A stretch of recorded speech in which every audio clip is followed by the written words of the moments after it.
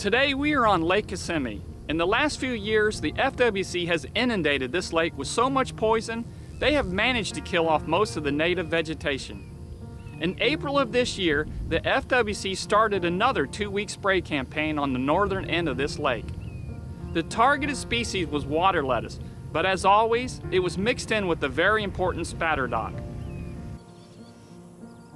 Their chemical of choice was diquat, and like I've said before, diquat has a positive charge, so it binds to the negative charges of decaying muck, and then it never breaks down. For this reason, it is not supposed to be used in muddy waters. This airboat began spraying the area just east of where the Kissimmee River enters the lake. The FWC has discounted numerous eyewitness reports that have stated that they've seen these boats spray back and forth and never turn their hoses off, spraying everything in their path. I followed this boat for several hours, and the only time it shut its hose off was when it stopped to turn around to go back through the vegetation.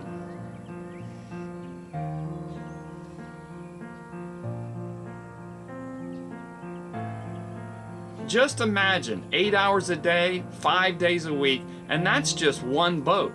The state of Florida has hundreds of these boats operating under the direction of the FWC.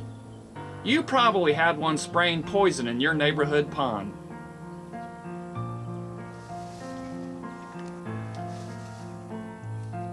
There was very little water lettuce here. It was mostly spatterdock.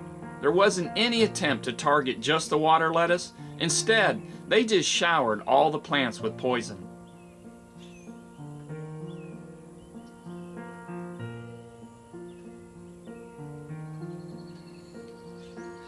Even when they hit open water, they never shut the hose off.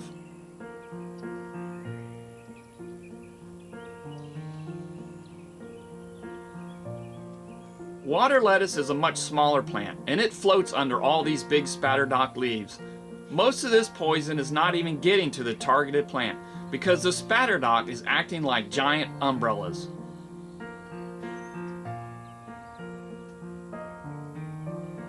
They only stopped when they ran out of spatterdock to spray.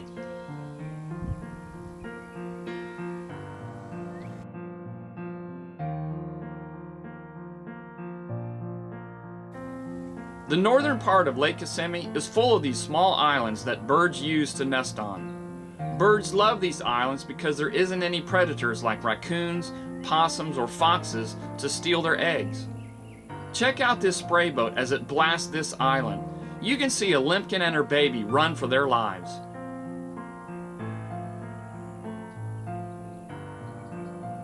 As he comes around the point, watch in the lower left-hand corner as this moorhen has to leave her nest. Then he does the unthinkable. He blasts the nest with poison. We talked to an ex-spray guy, and he told us that spraying bird nests was an everyday occurrence. Unbelievable.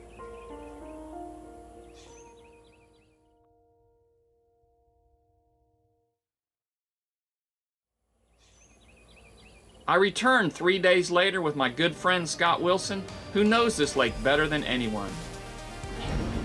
Hey Scott, good morning. Good morning, sir. How are you? I'm good.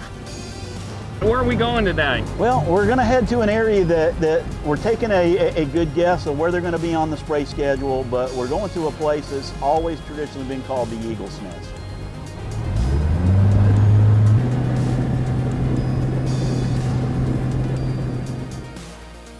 We no sooner got out on the lake and we saw the first batch of dead spatterdock. All right, here we are at the first site, and you can see spatterdock, acres of spatterdock dead. We're trying to find, there's a little bit of water lettuce right here. Individual, little tiny, beer can size. But you can see that they're just tiny little plants. Let me zoom in right there. That's a water lettuce plant right there. But as you can see, this is complete devastation of spatterdock. This is a native plant. This is what frogs, fish, everything attach their eggs to when they spawn. Complete devastation. This is bulrush right here. This is another native plant. It's been totally devastated. Where the actual drops of poison has hit, I mean, this is only a couple of days old, and you can see every spot on this leaf that poison was concentrated and hit, and you can actually see where it burns a hole. And this is fairly thick vegetation here. I would say this is probably a 32nd inch thick, and it burns right through it. There is no water lettuce in this patch. They're spraying spatterdock. I want you guys to see all the snail eggs that are sitting on these spatterdock. That are gonna die. They're not gonna hatch. Dicot kills snails and snail eggs. And that's a group of snail eggs. That's what snail kites and limpkins eat, right there, snails. These snails that I'm breaking open from these eggs, and you can see these snails. I'm gonna set one right there on the gunnel, and they are dead as a doornail. See how easily those shells break open when I just barely touched them. And you can see the small snails that are inside that are already forming their little tiny shell there. And I'm looking very closely, and that animal inside there is dead. It's dead. Well, this area of the lake is very near and dear to me. This is on the north end of the lake, and we're very close to an area called the Eagle's Nest. This area, less than a month before my dad suddenly passed away 13 years ago, this is an area that my dad and I got one last trip, and we were able to come up here and fish, and we fished we fished 4.5 days. We only fished half a day on Friday, but in that 5-day period of time, we caught over 140 largemouth bass, ranging up to 8 pounds. It was beautiful. There was eelgrass as far as the eye could see. There was a spatterdock that had some hydrilla mixed into it, and the fishery was just phenomenal. It was healthy. And now, we've been sitting here now for probably better than 45 minutes, and I have not heard not one fish move in this entire area back there where we're sitting here, where you see all this devastation. So Scott, the last time you fished this area, how many bass did you catch? Here, you watched me fish through this area for nearly 2 hours. We didn't catch a thing. And did not get a bite. We didn't even get a bite. We didn't get a bite. So, is this having an effect on the ecology, on the fish and the wildlife and the food chain in this lake? Absolutely. We left there and headed east a half a mile and came across another small island that had lots of trees on it, so there were egrets and other birds nesting on it. You can clearly see a definite line where they started spraying and killed all the spatterdock that was close to the island. They didn't even touch the spatterdock that was away from the island. Why would you spray an island with dozens of bird nests in the middle of nesting season? It's like they are intentionally trying to kill our wildlife. We stopped and took a closer look and spotted a purple gallinule walking around this poisoned spatterdock, looking for some food.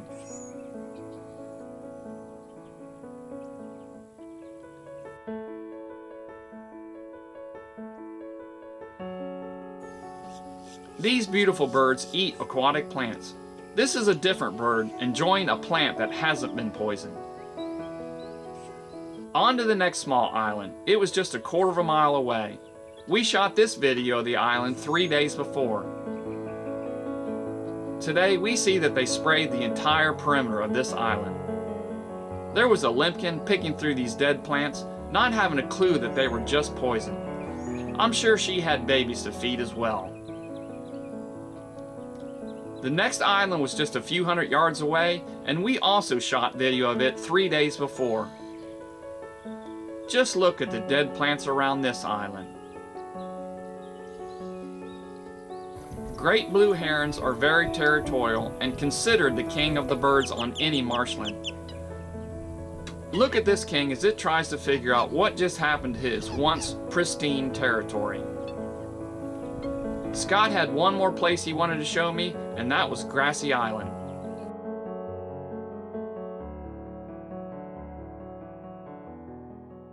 Hey, we're here on Grassy Island, and I want to talk a little bit about this area. This area at one time was some of the very densest vegetation on Lake Kissimmee. Was it an island, or was it just They called it Grassy Island, but it was just a thick vegetative growth of every kind of imaginable vegetation that grows in the water in Florida. Everything that grows in every Florida lake grew on this island. Yeah. The fishery there for decades was phenomenal. There are more trophy bass hanging on walls across this country that came from that area, 738 acres of the lake, than anywhere in Florida, including Lake Okeechobee in its prime. It was a beautiful, phenomenal fishery. In 2011, they started spraying the island heavily. It started to decline slowly. What were they spraying for? I mean, invasive plants. There were areas of Grassy Island that did have some floating vegetation as far as water hyacinth and also water lettuce mixed in with the natural vegetation. There were also some areas in Grassy Island that had some topped out hydrilla. These are all our natural filters. Well, come along 2015, one of the FWC biologists that was in charge of the lake decided at that point that it would be a good idea to put a product called Aquathol Super K, which essentially is endothol in a pelletized form.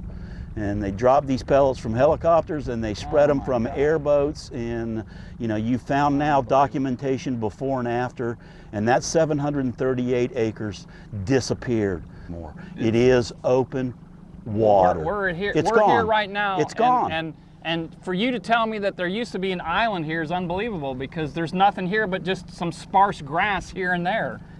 And that 748 acres, I cannot tell you how vitally important that was to pre-filter water before it's delivered to Lake Okeechobee. Yeah. This is my opinion. I think that this Kissimmee chain, instead of being, this should be the pre-filter for Lake Okeechobee. Absolutely. Unbelievable. Since Grassy Island is now gone, the only way that I can show you the island is on a website. This is the Osceola County Property Appraiser site, and as you can see, this is an aerial photo of the northern part of Lake Kissimmee. At the top of the map is where the Kissimmee River flows into the lake. The water coming down from the river is full of nutrients from farms and the millions of people who live in the Orlando area. This area right here is Grassy Island. It stretches from Lemon Point to the north to Philadelphia Point to the west. As you heard Scott tell you, the island had some of the most dense vegetation on the lake, and as the water came down the Kissimmee River, it had to flow through this island, so it got filtered naturally. This picture was taken in 2011 when they started spraying. Watch as I slide the bar up, and you will see that by 2015, when they started to bomb the island with endothol, the island started to disappear. And by 2017, all 730 acres of the most pristine natural vegetation on the lake was completely gone. Not only did the island disappear, but the vegetation on Lemon Point on the north and Philadelphia Point on the west also vanished.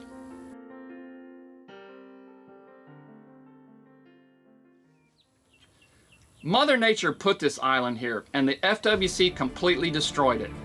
No matter what it costs, the FWC needs to replant Grassy Island, and the persons responsible for this need to be put in jail. It's not a coincidence that starting in 2016, Lake Okeechobee has gotten major algal blooms every year, and the East Coast and the West Coast estuaries have gotten all this algae dumped on them.